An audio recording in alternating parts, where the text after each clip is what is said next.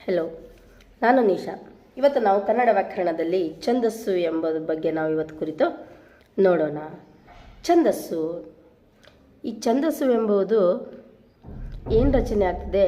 ಪದ್ಯ ರಚನೆಯ ನಿಯಮ. ಛಂದಸ್ಸು ಎಲ್ಲ ಕಾಂಪಿಟೇಟಿವ್ ಎಕ್ಸಾಮ್ಗೆ ಕೇಳಲಾಗ್ತದೆ.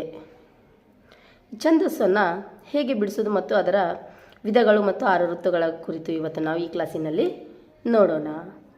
ಛಂದಸ್ಸು ಎಂಬುದು ಪದ್ಯ ರಚನೆಯ ನಿಯಮವನ್ನು ಛಂದಸ್ಸು ಎಂದು ಕರೆಯುತ್ತಾರೆ. ಒಂದು ಪದ್ಯವನ್ನು ರಚನೆ ಮಾಡೋಕ್ಕೋಸ್ಕರ ಒಂದು ನಿಯಮ ಇದೆ. ಆ ನಿಯಮವೇ ಏನು? ಛಂದಸ್ಸು. ಛಂದಸ್ಸು ಕಾವ್ಯಕ್ಕೆ ಒಂದು ಬಂಧವನ್ನು ಒದಗಿಸುತ್ತದೆ. ಅದರಲ್ಲಿ ಭಾವ ಇರ್ತದೆ, ಲಯ, ರಾಗಗಳನ್ನು ಕಟ್ಟಿ ಕೂಡ ಅದು ಕೊಡುತ್ತದೆ. ಇದೇ ಛಂದಸ್ಸು. ಈ ಛಂದಸ್ಸಿಗೆ 6 ವೃತ್ತಗಳು. ಛಂದಸ್ಸಿನ 6 ವೃತ್ತಗಳು ಯಾವುದು? ಉತ್ಪಲಮಾಲೆ, ಚಂಪಕಮಾಲೆ, ಶಾರ್ದೂಲ ವಿಕ್ರೀಡಿತ, ಮಥೇವ ವಿಕ್ರೀಡಿತ, ಶ್ರಗತ್ರ ವೃತ್ತ, ಮಹಾಶ್ರಗತ್ರ ವೃತ್ತ. ಇವು 6 ವೃತ್ತಗಳಿವೆ. ಈ ಛಂದಸ್ಸಿನಲ್ಲಿ ಅಕ್ಷರಗಣ, ಅಂಶ ಮತ್ತು ಮಾತ್ರವೆಂಬುದು 3 ರೀತಿಯಾಗಿ ವಿಂಗಡಣೆ ಮಾಡಲಾಗಿದೆ. ಇದು ಅಕ್ಷರಗಣದಲ್ಲಿ 6 ವೃತ್ತಗಳು ಬರ್ತವೆ. ಈ ಅಂಶಗಣದಲ್ಲಿ 2 ಬರ್ತವೆ. ಸಾಂಗತ್ವ ಮತ್ತು ತ್ರಿಪದಿ ಎಂಬುದು ಅಂಶಗಣದಲ್ಲಿ 2 ಬರ್ತವೆ. ಮತ್ತು ಮಾತ್ರ, ಈ ಮಾತ್ರಗಣದಲ್ಲಿ ಕಂದ, ರಗಳೆ, ಷಟ್ಪದಿ ಎಂಬುದು 3 ರೀತಿಯಾಗಿ ನಾವು ನೋಡ್ತೀವಿ. ಮಾತ್ರಗಣದಲ್ಲಿ ಈ ಮಾತ್ರಗಣದಲ್ಲಿ ಕಂದ, ರಗಳೆ, ಷಟ್ಪದಿ. ಈ ರಗಳೆಯಲ್ಲಿ ಮತ್ತೆ 3 ರೀತಿಯಾಗಿ ನಾವು ನೋಡ್ತೀವಿ. ಅದು ಮಂದಾನೀಲ ರಗಳೆ, ಉತ್ಸಾಹ ರಗಳೆ, ಲಲಿತ ರಗಳೆವೆಂಬುದು 3 ರಗಳೆಗಳನ್ನು ನಾವು ಮಾತ್ರಗಣದಲ್ಲಿ 3 ಗಣ, ಮತ್ತೆ ರಗಳೆದಲ್ಲಿ 3, ಮಂದಾನೀಲ, ಉತ್ಸಾಹ, ಲಲಿತ ರಗಳೆ, ಇವು 3 ರಗಳೆಗಳು. ನೆಕ್ಸ್ಟ್ ಇದು ಷಟ್ಪದಿ. ಈ ಷಟ್ಪದಿಯಲ್ಲಿ ನಾವು ಮತ್ತೆ 6 ವಿಧಗಳನ್ನು ನಾವು ನೋಡ್ತೀವಿ. ಈ ಷಟ್ಪದಿಯಲ್ಲಿ ನೋಡಿಲಿ, ಶರ ಷಟ್ಪದಿ, ಕುಸುಮ ಷಟ್ಪದಿ, ಭೋಗ ಷಟ್ಪದಿ, ಪರಿವರ್ಧಿನಿ ಷಟ್ಪದಿ, ಭಾಮಿನಿ ಷಟ್ಪದಿ ಮತ್ತು ವಾರ್ಧಕ ಷಟ್ಪದಿ. ಇವು 6 ಕೂಡ ಷಟ್ಪದಿಯಲ್ಲಿ, ರಗಳೆಗಳಲ್ಲಿ 3. ಇವು ಮಾತ್ರಗಣದಲ್ಲಿ ಬರುವಂತಹದ್ದು. ಇನ್ನು ಅಕ್ಷರಗಣಗಳು. ಅಕ್ಷರಗಣಗಳಂದ್ರೇನು?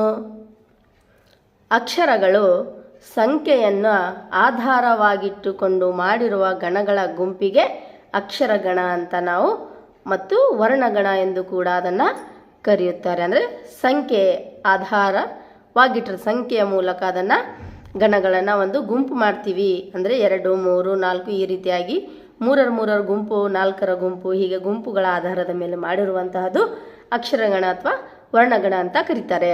ಅಕ್ಷರಗಣಗಳಲ್ಲಿ ಪ್ರತಿ 3 ಅಕ್ಷರಗಳಿಗೆ ಒಂದರಂತೆ ಗಣ ವಿಭಾಗ ಮಾಡಲಾಗುತ್ತದೆ. ನೋಡಿ, ಅಕ್ಷರಗಣದಲ್ಲಿ ಪ್ರತಿ 3 ಅಕ್ಷರಗಳಿಗೆ ಒಂದರಂತೆ ಗಣ ವಿಭಾಗಗಳನ್ನು ಮಾಡಿ ಅದನ್ನು ಅಕ್ಷರಗಣ ಅಂತ ಕರಿತೀವಿ.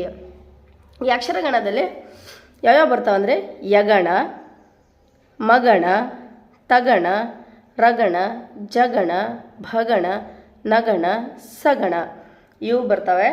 ಅಂದರೆ ಇಲ್ಲಿ ಉದಾಹರಣೆಗೆ ನೋಡಿ, ಯಮ, ತ, ರಾಜ, ಭ, ನಸ, ಲ, ಗಮ್ ಈ ರೀತಿಯಾಗಿ. ಇದು ಉದಾಹರಣೆಗೋಸ್ಕರ. ಉದಾಹರಣೆಗೆ ಇಲ್ಲಿ ನೋಡಿಲಿ, ಇದು ಲಘು, ಇದು ಗುರು, ಗುರು, ಗುರು, ಲಘು, ಗುರು, ಲಘು, ಲಘು ಈ ರೀತಿಯಾಗಿ ಇಲ್ಲಿ ಲಘು ಮತ್ತು ಗುರು ಈ ರೀತಿಯಾಗಿ 3 ಗಣನೆಯ ರೂಪದಲ್ಲಿ ನೋಡಿ 3 ಅಕ್ಷರಗಳಂತೆ ಮಾಡಿ ಅದನ್ನು ನಾವು ಗಣಗಳ ವಿಭಾಗವನ್ನಾಗಿ ಮಾಡ್ತೀವಿ. ಈ ಯಗಣ, ಮಗಣ, ತಗಣ, ರಗಣ, ಜಗಣ, ಭಗಣ, ನಗಣ, ಸಗಣ ಇವು ಯಾವ ರೀತಿಯಾಗಿ ನಾವು ಗುರುತಿಸಬಹುದು? ಈಗ ಪದ್ಯ ಬಂದಿರ್ತದೆ, ಆ ಪದ್ಯದಲ್ಲಿ ಯಾವ ರೀತಿ ನಾವು ಹೇಗೆ ಕಂಡುಹಿಡಬೇಕು ಅದನ್ನು ಅಂದರೆ, ಅದರಲ್ಲಿ ಇಲ್ಲಿ ನೋಡಿ, ಉದಾಹರಣೆಗೆ ಇದು ಅಂದರೆ ಇದೊಂದು ಸೂತ್ರದ ರೂಪದಲ್ಲಿ ಗುರು 3ಕ್ಕೆ ಮಗಣ. ನೋಡಿ, ಗುರು ಇದೆಯಲ್ಲ, ಗುರು ಇದೆಯಲ್ಲ 3ಕ್ಕೆ ಅಂದರೆ 3 ಗುರುಗಳಾಗಿದ್ದರೆ, 3 ಗುರುಗಳಾಗಿದ್ದರೆ ಅದನ್ನು ನಾವೇನಂತೀವಿ ನೋಡಿಲಿ, ಮಗಣ. ಯಾವ ಗಣ ಅದು? ಫಸ್ಟಿಗೆ ಗುರು ಮೂರಿಕೆ, ಮೂರು ಗುರುಗಳಾಗಿದ್ದರೆ ಅದನ್ನು ನಾವು ಮಗಣ ಅಂತ ಕರಿತೀವಿ. ಇಲ್ಲಿ ನೋಡಿಲಿ ಇದೆಯಲ್ಲ, ಮೂರು ಗುರು ಇದ್ದರೆ ಅದನ್ನು ನಾವು ಮಗಣ ಅಂತ ಕರಿತೀವಿ. ಈ ರೀತಿಯಾಗಿ ನಾವು ಅದನ್ನು ನೆನಪಿನಲ್ಲಿ ಇಟ್ಕೊಳ್ಬೋದು. ಗುರು ನೋಡುವ, ಈಗ ಇದು ಗುರು ಆಯ್ತಲ್ಲ. ಈಗ ನೆಕ್ಸ್ಟ್ ಲಘು. ಲಘು ಮೂರಿಕೆ, ಮೂರಂದರೆ ಮೂರು. ಲಘು ಮೂರು ಇದ್ದರೆ ಅದನ್ನು ನಾವು ನಗಣ. ನೋಡಿಲಿ, ಗುರು ಮೂರಿದ್ದರೆ ಅದನ್ನು ಮಗಣ. ಲಘು ಮೂರಿಕೆ ನಗಣ. ನೋಡಿಲಿ, ಲಘು ಮೂರಿದ್ದರೆ ಅದನ್ನು ನಾವು ನಗಣ ಅಂತ ಕರಿತೀವಿ. ಇಲ್ಲಿದೆ ನೋಡಿ, ಮೂರಿದಾವಲ್ಲ. ಲಘು ಮೂರಿದ್ರೆ ಮಗಣ, ಗುರು ಮೂರಿದ್ರೆ ಅದನ್ನು ನಾವು ಮಗಣ, ಲಘು ಮೂರಿದ್ರೆ ಅದನ್ನು ನಗಣ ಅಂತ ಕರಿತೀವಿ. ಈ ರೀತಿಯಾಗಿ ನಾವು ಅದನ್ನು ವಿಂಗಡಣೆ ಮಾಡಿ ನೆನಪಿನಲ್ಲಿ ಇಟ್ಕೊಳ್ಬೋದು. ಗುರು ಲಘು ಮೊದಲಲ್ಲಿ ಬರಲು ಭಯಗಣ ಇದೆಯಲ್ಲ, ಇದು ಸೂತ್ರ. ಸೇಮ್ ಇದೇ ರೀತಿಯಾಗಿ ನಾವು ಒಂದೊಂದಾಗಿ ಮಾಡಿಕೊಂಡು ನೆನಪಿನಲ್ಲಿ ಇಟ್ಕೊಳ್ಬೋದು. ಗುರು ಗುರು ಮೊದಲಲ್ಲಿ ಬರಲು ಭಗಣ. ಫಸ್ಟಿಗೆ ನಾವು ಗುರು ಬಂದರೆ, ಮೊದಲಿಗೆ ಫಸ್ಟಿಗೆ ಬಂದರೆ ಅದನ್ನು ನಾವು ಭಗಣ ಅಂತ ಕರಿತೀವಿ. ಫಸ್ಟಿಗೆ ಬಂದರೆ ನೋಡಿಲಿ ಭಗಣ. ನೋಡಿಲಿ, ಫಸ್ಟಿಗೆ ಗುರು ಬಂದರೆ ಆಮೇಲೆ ಎರಡು ಲಘು ಬರ್ತವೆ, ಇದನ್ನು ನಾವು ಭಗಣ ಅಂತ ಕರಿತೀವಿ. ಅದೇ ರೀತಿ ಲಘು ಮೊದಲಲ್ಲಿ ಬಂದರೆ ಯಗಣ. ಲಘು ಫಸ್ಟಿಗೆ ಬಂದರೆ ಅದನ್ನು ನಾವು ಯಗಣ ಅಂತ ಕರಿತೀವಿ. ನೋಡಿ ಇಲ್ಲಿ ಬಂದಿದೆ, ನೋಡಿ ಇಲ್ಲಿ ಬಂದಿದೆಲ್ಲ ಫಸ್ಟ್ನೇದು ಲಘು ಫಸ್ಟಿಗೆ ಬಂದರೆ ಅದನ್ನು ನಾವು ಯಗಣ. ಇದೇ ರೀತಿ ಮೂರನೇದು ಗುರು ನಡುವಿರೆ. ಗುರು ಎಲ್ಲಿರಬೇಕು? ನಡುವಿರೆ ಅಂದರೆ ನಡುವಿನಲ್ಲಿ, ನಡು ಇದ್ದರೆ ಗುರು, ನಡುವಿದ್ದರೆ ಜಗಣ. ನೋಡಿಲಿ, ಗುರು ಎಲ್ಲಿದೆ? ಸೆಂಟ್ರಲ್ಲಿದೆಯಲ್ಲ, ಅಲ್ಲಿದ್ದರೆ ಅದನ್ನು ನಾವು ಜಗಣ. ಲಘು ನಡುವಿರೆ ರಗಣ. ಇದೇ ರೀತಿಯಾಗಿ ನೋಡಿಲಿ, ಲಘು ನಡುವಿರೆ ರಗಣ ಅಂತ ಕರಿತೀವಿ. ನೋಡಿಲಿ ರಗಣ ಎಲ್ಲಿದೆ? ನೋಡಿಲಿ ಗುರು ಇದೆಯಲ್ಲ, ಅಲ್ಲಿ ಗುರು ಬರ್ತದೆ, ಇಲ್ಲಿ ಲಘು ಬರ್ತದೆ, ಇದನ್ನು ನಾವು ರಗಣ. ಗುರು ಬಂದರೆ ಜಗಣ, ಲಘು ನಡು ಬಂದರೆ ಅದನ್ನು ರಗಣ ಅಂತ ಕರಿತೀವಿ. ನೆಕ್ಸ್ಟ್ ಗುರು ಕೊನೆಯಲ್ಲಿ ಬರಲು. ಗುರು ಎಲ್ಲಿರಬೇಕು? ಕೊನೆಗೆ, ಲಾಸ್ಟ್ ದಂಡಿಗಿದ್ರೆ ಅದನ್ನು ನಾವು ಸಗಣ ಅಂತ ಕರಿತೀವಿ. ಏನಂತ ಕರಿತೀವಿ ಅದನ್ನು? ಮೆಕ್ಕಲು, ಸಗಣ. ಗುರು ಕೊನೆಯಲ್ಲಿ ಬರಲು ಸಗಣ.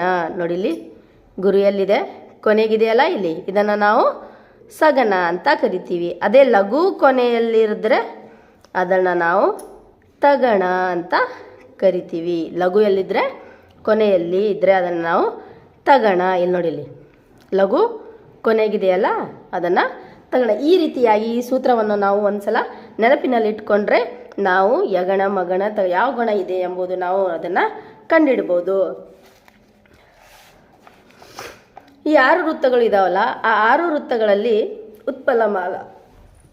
ಉತ್ಪಲ ಮಾಲೆ ಇದನ್ನು ನಾವು ಭರನ ಭಬರವೆಂಬ ಗಣಗಳಿಂದ ನಾವು ಅದನ್ನು ನೆನಪಿನಲ್ಲಿ ಇಟ್ಕೋಬೋದು.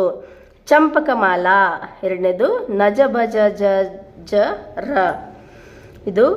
ನೆಕ್ಸ್ಟ್ ಶಾರ್ದುಲಾ ವಿಕ್ರೀಡಿತ ಮ ಸ ಜ ಸ ತ ತ ಇದರ ಸೂತ್ರ. ನೆಕ್ಸ್ಟ್ ಯಾವುದು? ಮಥೇಬ ವಿಕ್ರೀಡಿತ ಸಭರನಮಯ ಶ್ರಗ್ತ್ರ ವೃತ್ತ ಮರಭನ ಯ ಯ ಯ ಮಹಾಶ್ರಗ್ರತ ವೃತ್ತ ಸ ತ ತ ನ ಸರರ. ಈ ರೀತಿಯಾಗಿ ಗಣಗಳು. ಇದರ ಮೂಲ ಛಂದಸ್ಸು ಯಾವ ಬರ್ತವೆ? ಕೃತಿ. ಇದರಲ್ಲಿ ಕೃತಿ ಇದೆ, ಇದರಲ್ಲಿ ಪ್ರಕೃತಿ. ಚಂಪಕಮಾಲೆಯಲ್ಲಿ ಪ್ರಕೃತಿ, ಅತಿದೃಕ ಕೃತಿ ಇರ್ತದೆ, ಇದರಲ್ಲೂ ಕೂಡ ಕೃತಿ ಇದೆ. ಇದು ಮರಭನಯದಲ್ಲಿ ಪ್ರಕೃತಿ.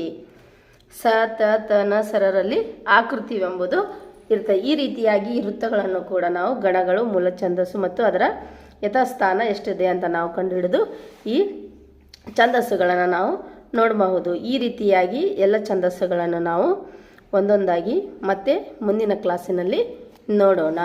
Please my channel, share, like and subscribe.